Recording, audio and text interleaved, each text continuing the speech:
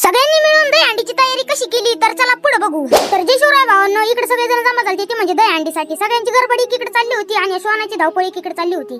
कार्यकर्ते का जमा होणार भावांनो, जा आपल्या मंडळाला काही गरज पडणार कार्यकर्त्यांची तेव्हा याला तर म्हणतात ना भावांनो मंडळ। आता आम्ही आणला होता भावांनो JR नंबर 1 चे 2 पेज देऊन टाक नाही का भावांनो, आणि तेच खाली करायचं काम कार्यकर्ते करीत होते। मग काही सगळं सेटअप खाली झाल्यानंतर भावांनो कसा येतोय आवाज तेवढं कमेंट बॉक्स मध्ये कमेंट करून सांगा, आणि तुम्ही कोणता सेटअप लावला ते बी कमेंट करून सांगा। ऐका आवाज सगळे तर बाबू नाचायला बी लागले आणि पाण्याचा आनंद बी घ्यायला लागले। म्हणलं आपण का घेणार म्हणून दुसऱ्याला व्हिडिओ काढायला लावला दुसऱ्याच्या मोबाईल मधून, आणि मी बी लागलो नाचायला। दुसऱ्या दिवशी सकाळ सकाळ बळच उठलं, म्हणलं चला महादेवांच्या दर्शनाला। हे घरटेला एक नंबर येत राहत, कोणाला आवडले तेवढं कमेंट बॉक्स मध्ये कमेंट करून सांगा। आमच्या इकडलं महादेवांचं मंदिर बघा भावना कसलं भारी वाटतंय। सकाळ सकाळ महादेवांचं दर्शन घेतलं भावना, अख्खा दिवस एकदम भारी आनंदात सुखात जातो नाही का भावना। मग काय दत्त महाराजांचं बी दर्शन घेऊन टाकलं मी, आणि इकडे बेलेश्वर महाराजांचं बी दर्शन घेऊन टाकलं। भाऊला म्हणलं काय चाललंय भाऊ, म्हणले थांब मला जरा ऐकूया ना, मी पाणी काढतोय रातचं कानातलं। मग काय संगमची इकडे पबजी का संपत्ती काय ना बा, जग जरी संपलं तरी याची पबजी नाही संपत।